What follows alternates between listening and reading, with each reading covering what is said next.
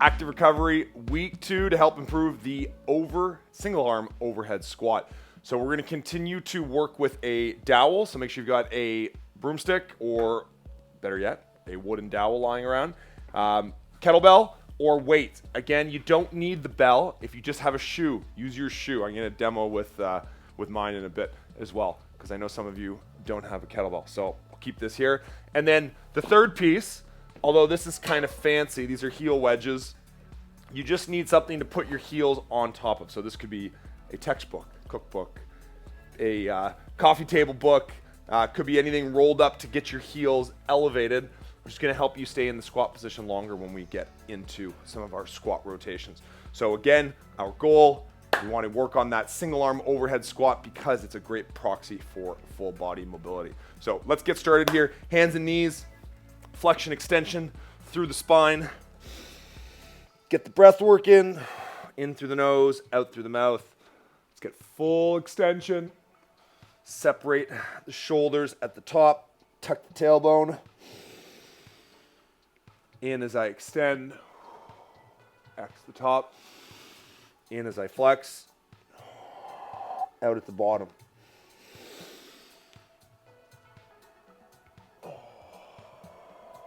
Try to feel a stretch in the abs. When you extend, feel the separation of the shoulder blades. When you flex, last one here, and extend.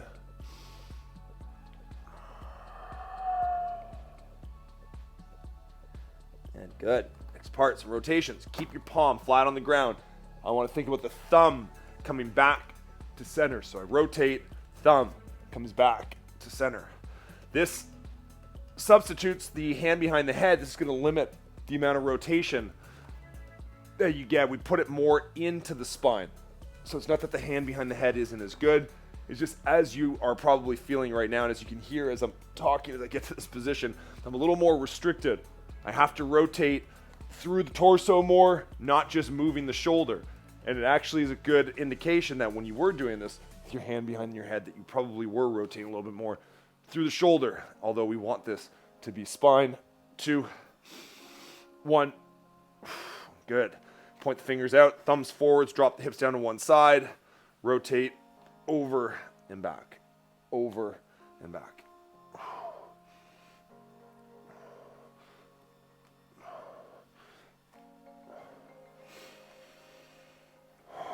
In through the nose, out through the mouth.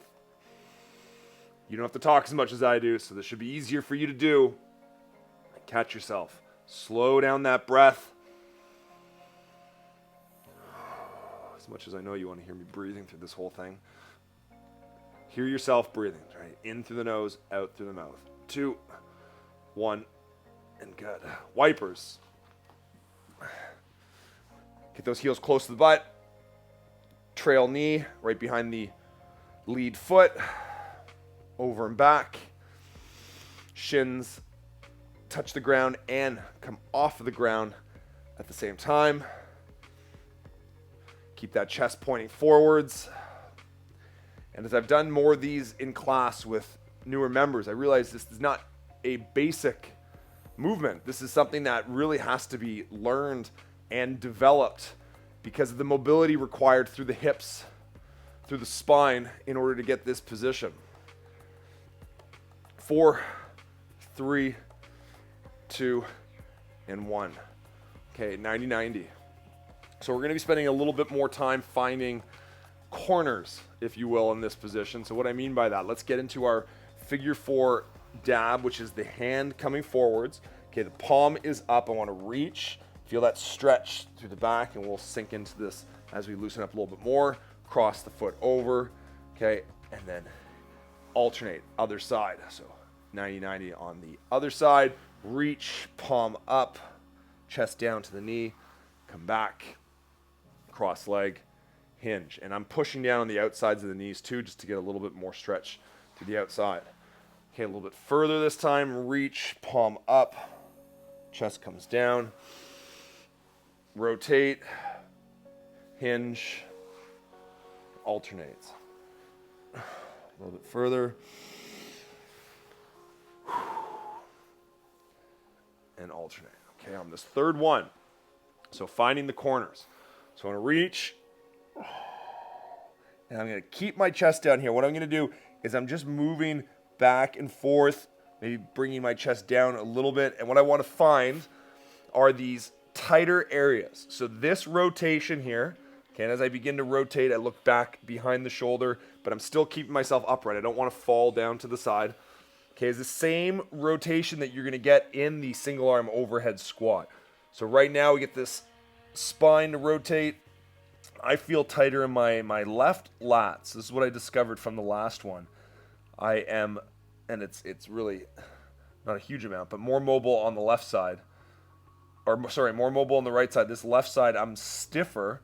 I want to find these corners and find what the limiting factor is. And for me, I feel this just above the hips, okay, on the left side, and I can feel the muscle just lengthening as I bring my chest down. And what I want to do is I want to move around. I don't want to just hold it. I want to move around, work into this position. Big, deep breaths. A lot of the time, finding a position, an end range of motion, is just allowing, much like we do in the frog, which we're going to be doing in a couple minutes here, is just allowing the body to relax. But I don't want this to be fully static because I want to find different areas, rotate in different areas. Great, and that's loosened up. And as I get down here, maybe some of you are feeling this on the outside of your hip. For me, the limiting factor is in through the spine in the single arm overhead squat. In through the nose, out through the mouth. Okay, this is loosened up quite a bit. I'm going to come back up, switch over to the other side. First get my hinge.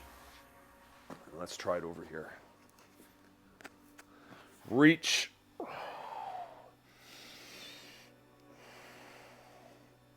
And then find those corners.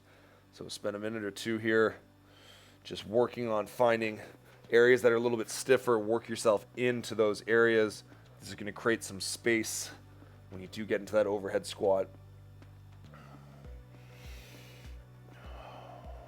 And much like the Turkish get-up, there's a couple phases. One, you need to learn how to do the movement. Turkish get-up's more technical than the single arm overhead squat. But mobility, there's more mobility required in the single arm overhead squat. But once you learn how to do the movement itself, then you need to learn how to position yourself and optimize that position. So for those of you who don't have the mobility issue that's impeding your ability to get down there, now we want to optimize, and you want to be increasing the weight over time. And increasing that weight is going to magnify any downfalls or any deficiencies in that movement. Okay, and I found this area. It's a different spot. So for me, I'm reaching as far forward as I can with the hand while bringing the chest simultaneously down. And I still feel it more on the left side than I do on the right side. When I did this on the other side, I still felt it on the left side. Okay, so while doing this, discovering that this imbalance is probably far greater than I thought. But it's really, for me, I can feel the lat, the left side, right from the hips, okay, where the lat is intersecting. Hard to breathe down here. And then up into the side where you think of it normally, not necessarily down towards the hips. Add that rotation as well. I'm pulsing. 10 more seconds. 4, 2, and 1. Back up. See if that helps. Cross-legged, hinge, and good. Okay, frog position. So this is the example I was using. We first start here. Yeah, some of it is mobility and loosening up, but also your groin is quite protective. It does not want to over lengthen. And this is what, for groin pulls, if you're recovering from a groin pull, you'll always feel this tightening. Your body's trying to protect itself because it doesn't trust you. It doesn't trust what you're doing. Probably doesn't trust you though. So sinking back slowly, not going too far, but each time you do pulse and sink back a little bit more, allows you to sink into this a little bit deeper as opposed to just holding the stretch. Okay, we want to think the muscle, we want to relate this to movement. The muscle is going to stretch, okay, or lengthen, and then it's going to contract or shorten. And this is normal function. We don't necessarily solely want to increase flexibility, we want to increase mobility. Don't think we need a lecture on the 3 abilities, although it's been a while. You're due for a good lecture on the abilities. Ability, mobility, flexibility. Okay, flexibility being lengthening the muscle. It's really, for the most part, for most of you, the least important, as in holding static stretches. Okay, and I'm doing the same thing. I'm finding corners down here at the bottom. Ability is the movement pattern itself. So are you programmed? Have you been able to learn how to do this movement properly, not barring not any mobility issues, which is the third one. Mobility is your ability to get in to a position on its own, not passively stretching it. So if I go down into a squat, okay, my mobility is going to allow me to get lower. My ability is going to allow me to do it properly. And your flexibility could be the limiting factor in some areas, although it really, to get better at squatting, you don't just stretch, right? You got to do more squatting. Sinking down. 3, 2, and 1. Now I'm going to lengthen, extend one knee. Just did run club yesterday, so these hips feel good, but they're stiff. Okay, I'm going to lengthen one knee. I'm stretching through the hip flexor. I'm rotating, allowing my chest to rotate opposite side, feeling that stretch down through the hip flexor. And breathe into here. And I'm continuing to rotate here, so I've got some movement, and then I come back up. Allow that to shorten, and then I stretch again. And this little rotation again is like finding the corners. Work on that hip flexor.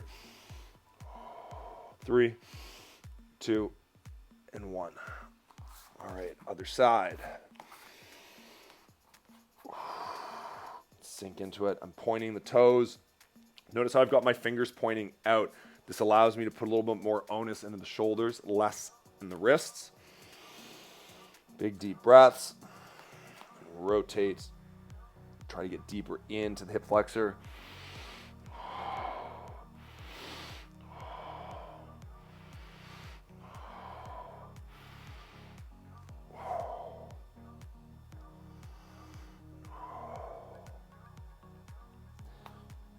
Coming back up, allowing that muscle to shorten again. Okay, then lengthen. Much tighter on this side.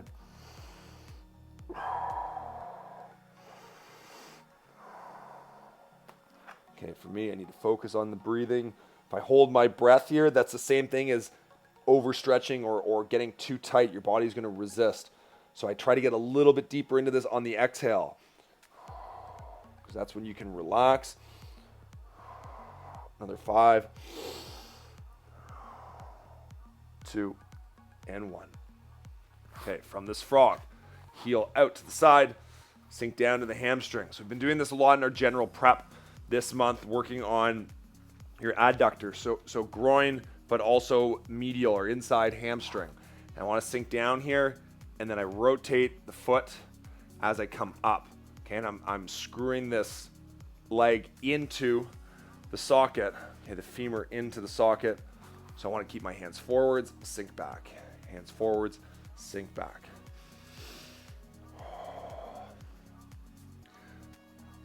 And I don't want to coming back to the abilities. I don't want to downplay flexibility entirely. I think it's overutilized or overemphasized as what people need because they're tight. People associate stiffness with a lack of flexibility, and although they may lack flexibility, the solution to the problem is not stretching. Okay, in fact, tell them about active recovery, because that's a good solution. Sitting back. 5, 4, sink down. 3, 2, and 1. Other side.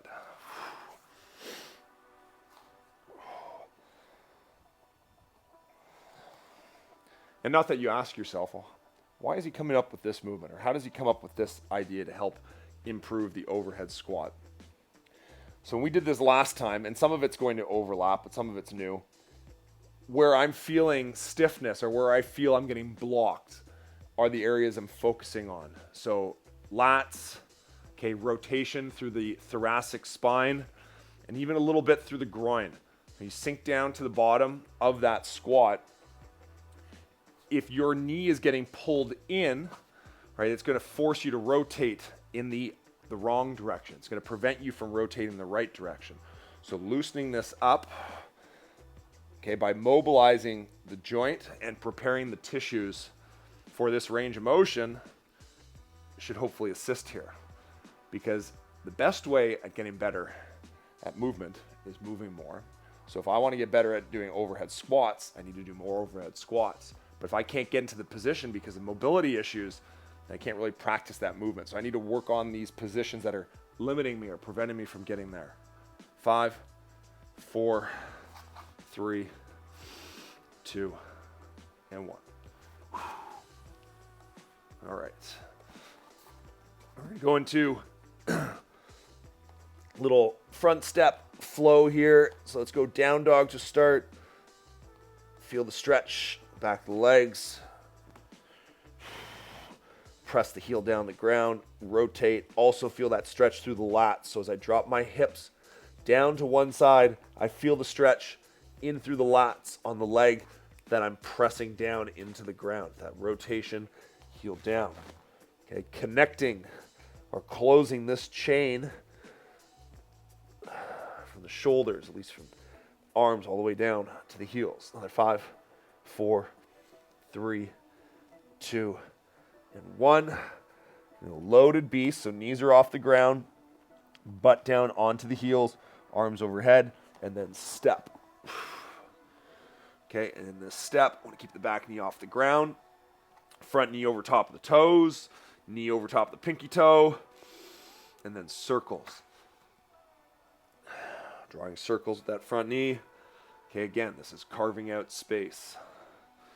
Finding the corners. And switch directions. Keep that front heel down on the ground. In through the nose, out through the mouth.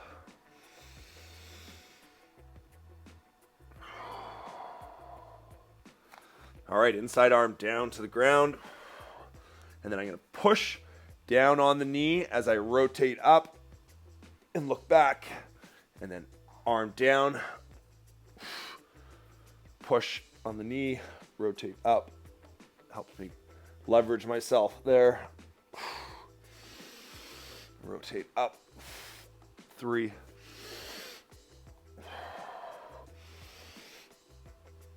2. Get a little more rotation on each one. Exhale as I get there. Good. All right, I'm going to come on the outside of the foot. Push the knee out. Look over the back shoulder. Come back to center. 10, 9. 8. 7.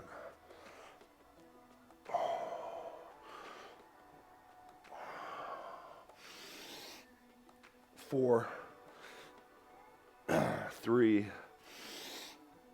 2. And 1. Down dog. Pedal outs. Okay, also focus on your arms getting overhead. In the first half, we're spending on the hips. And then second half is divided into halves. Think of it as shoulders and then the movement itself. So I want to think overhead position, again, which is important for the single arm overhead squat. 2, 1, loaded beast, butt down onto the heels, preparing for squat position, and then step forwards. Okay, fists or hands, draw some circles.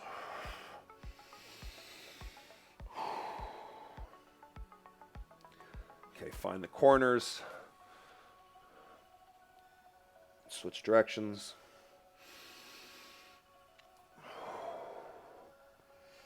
Back knee off the ground. Heel on the ground. Big toe on the ground. Knees over the toes. Get your checklist, mental checklist. 3, 2, 1. All right. Knee down. Forearm down to the ground. Rotate. Forearm down. reach, rotate. Although I think I had my back knee off last time, so go back to that. A little bit more onus on that front leg. One more rotation. 3.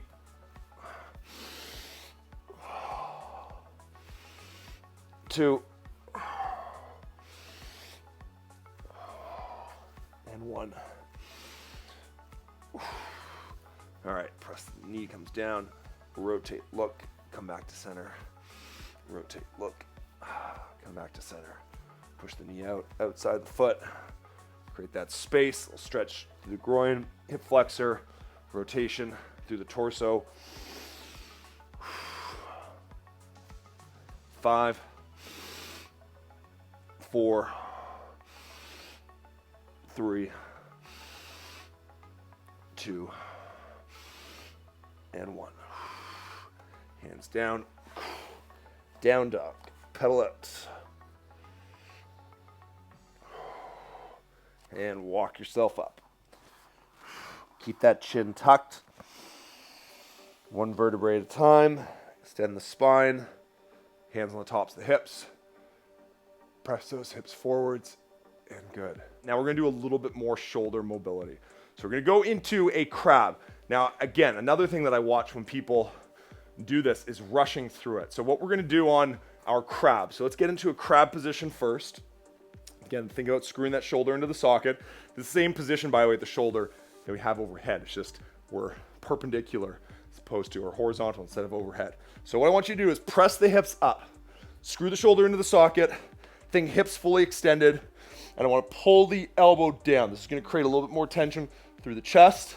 And then I want to reach up and fingers down. So think a crescent shape from the elbow being pulled down to the fingers towards the fingers, all while keeping my hips up.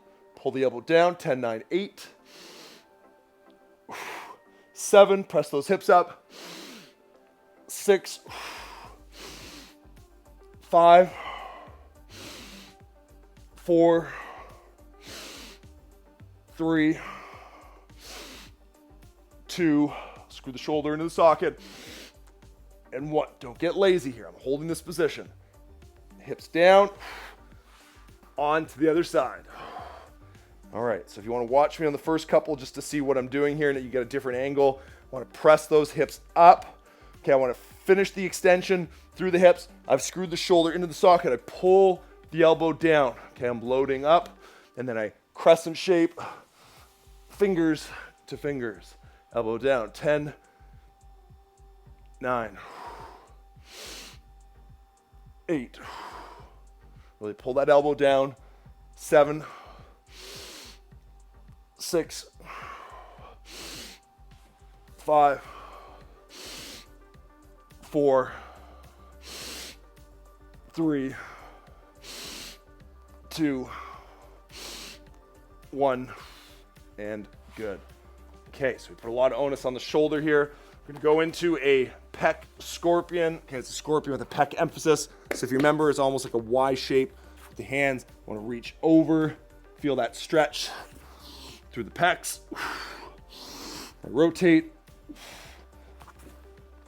Probably could have done this one a bit earlier, but it's still good to do now. Would have helped to do it before the dowels. But I still want to help loosen up this position. I really like this one, especially those of you tight pecs. Can't rotate very much. It's a good combination stretch here. So we're gonna go for 4, 3, 2, and I want you to hold this one. And 1 foot is over. I'm gonna walk my fingers. Okay. So again, as I say, hold it. I want to feel this tension, but I also want to think about opening the hips. So think about the leg coming back a little bit more. So I'm being a little bit active in that sense.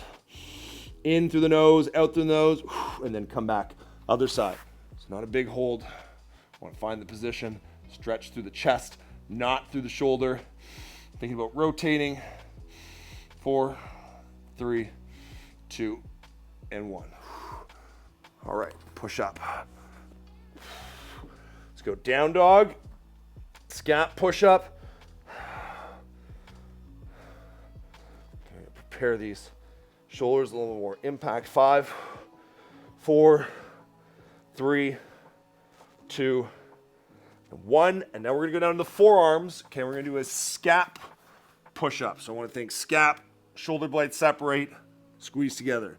Separate, squeeze together.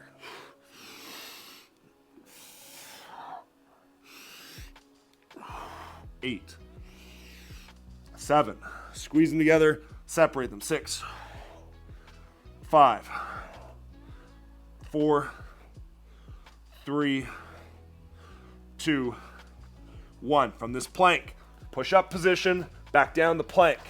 Push up position, back down the plank. Just 2 more. 1 and 2. 5 push-ups, screw the hands into the ground, slowly down, press up. 5, 4, 3, 2, and 1. And back up. All right, wedge time. So although you don't need a wedge, and if you have pretty good squat mobility, you'll be fine without using it. It will help. So these little blocks here, I mean, there's tons of, you can be imaginative right now as I'm talking. You're looking around. What is heavy enough? Okay, support your weight and get your heels up to a, doesn't have to be really high, but now I'm gonna lower myself into the squat. Okay, and as I have the heels elevated, I can keep my torso more vertical. Whereas as I do my squat without the heels elevated, okay, I'm pitching forward a little bit more. And as I loosen up, that gets better, but we want to spend some time down here. So with your heels elevated, let's go into 5 squats. Knees over top of the toes. Get the arms up overhead as you squat. 3, 2, and then hang out the bottom here. And 1. Okay, I want my butt down onto the heels. Now again, with these wedges, I mean, it's not cheating, it just makes it easier. It's a little more consistent from side to side here, but I want to sink down. I want to still leverage my elbows on the insides of the knees, push those knees out, but I want to rotate up and around. We're doing 20 of these. 19, 18, 17. Keep breathing.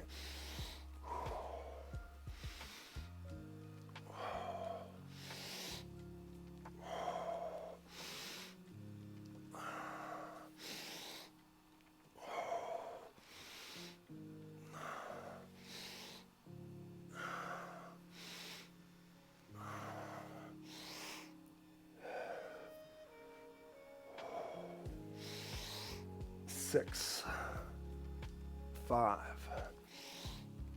4, 3, 2, and 1. Sink down, hold into that squat. So with the wedge, I can focus a little bit more on the rotation. We're actually gonna come back to these when we do the single arm overhead test. I want to hang out down here another 7 seconds. Another 3, 2, 1, standing up, shaking it out. Okay, so ironically, the squat itself is not the limiting factor. It's for me not preventing it. For you, it might be. And depending on how you felt doing that, that will really dictate. Could you hang out at the bottom of the squat for those 2 minutes? Was it something that was manageable, extremely uncomfortable, easy?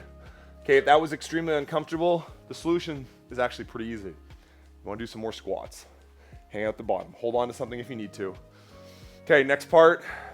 We're going to transition into the shoulders. So grabbing your dowel, let's start first little dislocates. Also bands, so you can use bands. In fact, yeah, not that you have a whole collection of bands like I do, but you can use a band, you can use a rope, you can even use a shoestring. Okay, be resourceful. Okay, be resourceful. Palms, you want to facing back here, hands shoulder width, or sorry, wider than shoulders. I want to be starting there, and then dislocates are coming back and forth. Now, if I have to bend my elbows, which I'm pretty tight, I'm going to go a little bit wider. Wider is going to make this easier. Okay, when I say easier, it means that I can keep my elbows straight without bending the elbows. So without bending the elbows. In through the nose, out through the mouth. This is essentially screwing the shoulder into the socket. Okay, and I guess if you don't have a broom, aside from your place being probably pretty dirty, you can just use your arms without holding on to anything. If you don't want to take a shoelace out of a shoe, although it'd probably have to be a hockey shoelace, or hockey lace, but holding it just allows a little bit more leverage. I can create a little bit more tension that way. 3, 2, and 1. Okay, hands a little closer together. Over top of the elbows, I want to press behind the head. So as I press up behind the head, we're thinking about those wall arm slides. So I want to keep my rib cage down. I want to squeeze the glutes, minimize the arch, the low back. I'm actively pulling the hands apart. Create some tension. Straight up and down. 10, 9, 8, 6, 5, 4, 3, 2, and 1. Keep the arms up overhead. I want to lean to one side, feel the stretch through the shoulders, but also in the lats. I know your shoulders are tired, because at least mine are. And stretch. Big deep breath. In at the top, out as you come down. In back up. Out as you come down.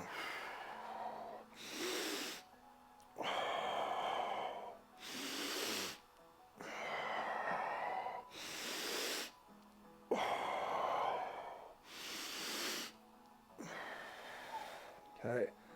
Back up to the top. Puberty. All right.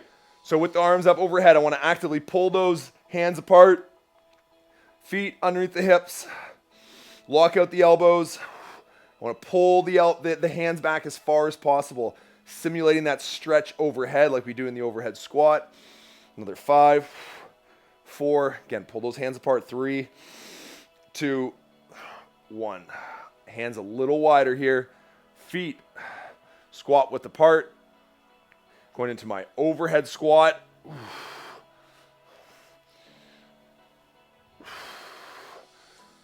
Okay, if you need to use the wedge, you can use the wedge.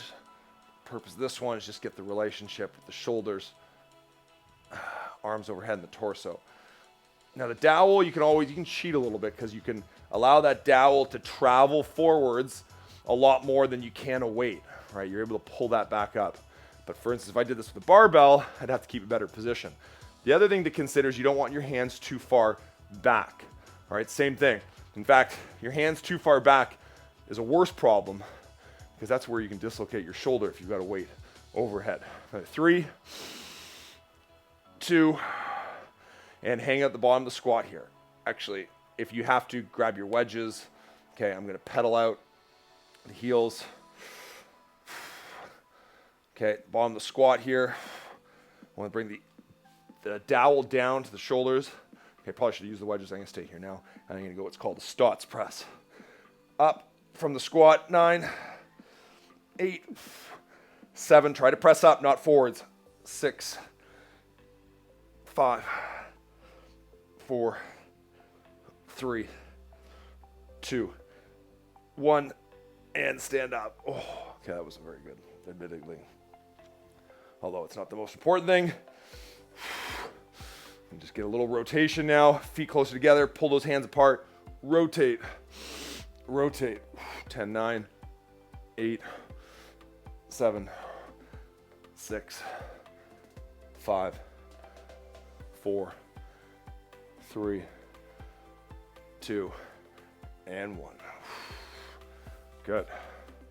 Okay, overhead position. Partially unlocked. Now we go into the bell or the shoe. I'm going to start with the shoe. So with the shoe, I know you can use the bell if you want here, but I'll do this with the motion. With the shoe, want to hold onto the shoe as your level 1. This is easier. Or fist, okay, for level 2. The fist means now you have to focus on balance because, you can pretty much hold the shoe out in front of you, which you can't do with the kettlebell. So I'm going to go fist just to start here. Keep me honest. And I'm going to get into my half kneel position. So this is from this, I should say, the half kneel, okay, or tall kneel position here. I want to go into the windmill. I've got my knee over top of my heel. Okay, I've got a pretty much a 90-degree position where my belly button is facing forwards, my knee is outwards. I don't want to be in a parallel position. I want to be perpendicular. Palm is going to come down to the ground. Okay, palm onto the ground and then back up. Now this rotation is going to be what's needed when you get into the overhead squat. So when you go to squat, you're going to begin to rotate.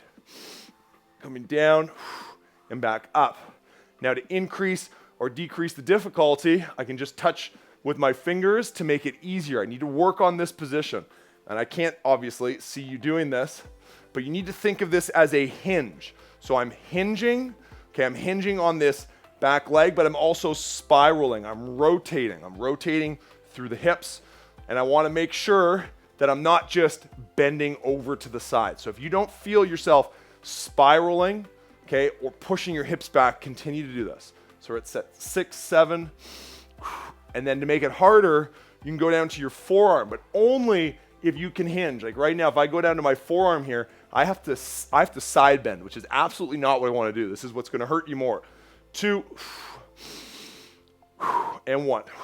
So even with the shoe, coming back down, I can get a good shoulder burn on that one. It's more about the pattern itself. Okay, it's more about the pattern itself. Okay, other side. If you're using that kettlebell, you got to clean it up. Coming down and up. Okay, now this is where you're going to begin to notice which side is a little bit better than the other side. Like I don't know if it's because I'm stiff from a workout, but this feels like butter. The other side, like mud. Okay, as I hinge, I work on this position. Maybe I can get down to the forearm. Not quite. Again, it's important to recognize if you are going down to the forearm, are you bending at the torso? Okay. 2, 1, and good. Back up. So whether we use the shoe or the kettlebell, it doesn't really matter. You can keep using the shoe. But now we are going to go to our standing position. Okay, so the half kneeling windmill is I use level 1. Level 1 is our novice or intro. Level 2 is intermediate. And if there's a level 3, it's advanced. It's all relative. So the half kneel is our level 1. So if you feel like you can't get the standing windmill done, go back down the half. Try the standing, but if you can't, do the half. Okay, do the half. Probably means that your overhead squat is going to need some ability work. Okay, that's why we work on these progressions. So now when we get into shoe, you can still use that shoe and use the kettlebell now. We get into our full windmill, get into my overhead position. If you remember, we open up the feet and then I shift my weight. Okay, first part, setup so important. So I'm going to shift my weight on the one side.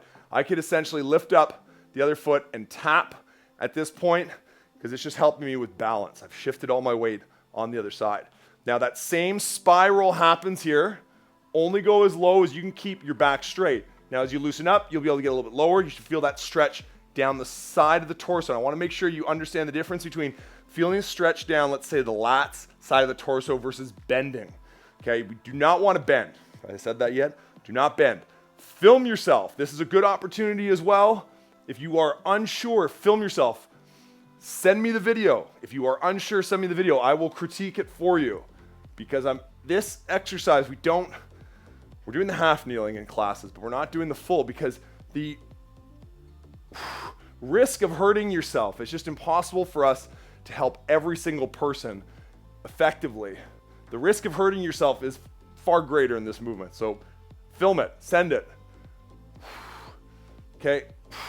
And as I begin this descent, I continue the spiral. I feel the stretch down the side of the leg. My arm is locked. 2. Back to the top. And 1. Did not go all the way down on this one, and that's fine. If I was using the shoe on the fist, same idea. back up, other side. Okay, the filming portion, coming back to that, actually, let me hold that thought. Let's get our feet set, rotate, shift the weight into the hip. Okay, just do a little foot tap. And one thing I didn't emphasize on this one, although I did in week 1, is that I don't want my weight to transfer into the front foot. I need to keep that weight in the back foot. Okay, so even though I've got a little bit more, so let's say 80-20 here, I'm not moving my weight onto the leg. I am continuing to shift my weight out, okay, as a counterbalance. Feel that stretch down the side of the hip. Again, after doing Run Club yesterday, this is the Piriformis external rotator side I'm feeling more of. Okay, and if you can go down to the ground, great. Notice how my palm facing forwards here. This helps keep my shoulder back. Okay, so the filming portion, when we do the overhead squat, you want to film yourself doing the overhead squat because you're going to be able to tell a lot what you need to work on, any imbalances. 4, 3, 2, and 1. And good. Whew. Okay. I think we're ready to test it now. The finale. Again, set up a camera, your phone, get someone to film this. Okay, want to look at the position. By the end of these 7 weeks, I'm going to compare all 7 of my overhead squats. See if it's gotten better. So you keep the weight light. Last time I think it was 3 reps, 2 or 3 reps. We're gonna do them on one side. Today we're gonna try and get through 2 sets. So overhead position, I'm gonna start with my better side. The reason I wanna start with my better side is there's a bit of muscle memory. When your body learns how to do something on one side, you can transfer that to the other side. Normally, if we're doing a workout, I'll go weaker side first because I don't want fatigue to impact it. But because this has been a mobility, active recovery class, I'm not too concerned about fatigue impacting it. So I want to have some of that transferability of the skill. Let's get that good false grip. Make sure you've got 3 points of contact here. Okay, side of the wrist, back of the wrist, and then in through the hand, directly overhead. I can't remember if I did this barefoot or not. This makes it tougher. So I'm gonna start first. Set 1. Here we go. 3, 2, 1. All right. If it's heavier, it's falling. I know it's still a little bit ugly. So again, if you don't have a kettlebell, use that shoe.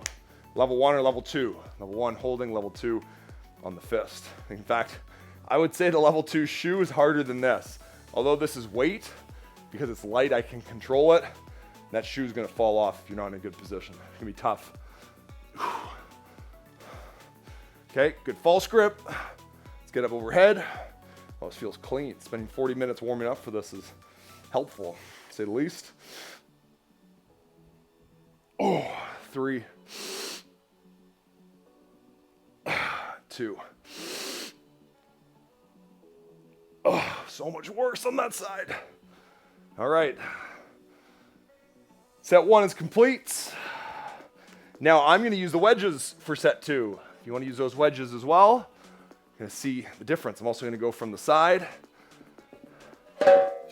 Really from week 1 to week 2, there's not going to be a huge change for the most part. The biggest change will be ability, right? If you've learned just how to get into that position better, then you will see change. But as far as mobility, it's like strength. The first couple weeks, if you were to do the same exercise, first time that you've been doing it, you're gonna see an improvement in how much weight, how many reps you can do.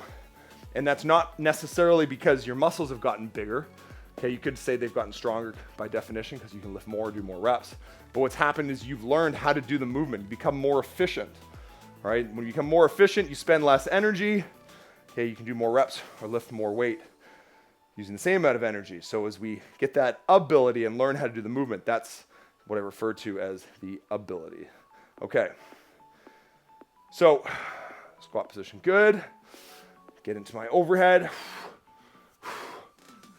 Here we go, set 2, final set. 1. Bring it to 5 reps. Make a fist on the other rep, other side. Okay, close the chain. All right. I'm not surprised that that's a lot better. And that just goes to show you how important ankle mobility is, right? Even in the overhead squat, not just the regular squat. Better ankle mobility means better squat position. Better squat position means a better overhead position. Better overhead position means that you are going to be able to squat with the arm overhead more efficiently than you could if you didn't have a better overhead position. Here we go, other side. Close the chain, fist. Oof. Still a pretty big difference on this side. I'm actually going to, for the camera, don't worry, this is more for me, not for you. Selfishly, I want to see my lats on this side. Start over on this.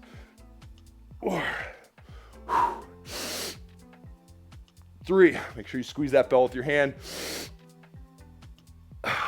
2, and 1. You know what? I'm gonna do a third set. You know why? Selfishly, for me, because I want to get a side profile. Again, filming this for my own review to see where there are areas of opportunity here. So I'll probably just do 2 or 3 reps. Last set. You might as well do it. You can join me or you can watch. It's up to you. Do you feel good just watching me not doing this? I'll let you decide. Since we can't have a conversation in a pre-filmed recording. Here we go. Overhead. 2.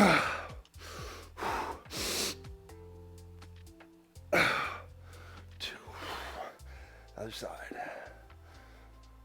And I know I'm fighting, and I can do that third rep, but even that second one got pretty sloppy. Okay, I'm more concerned with doing this properly than getting the rep done with a lightweight overhead.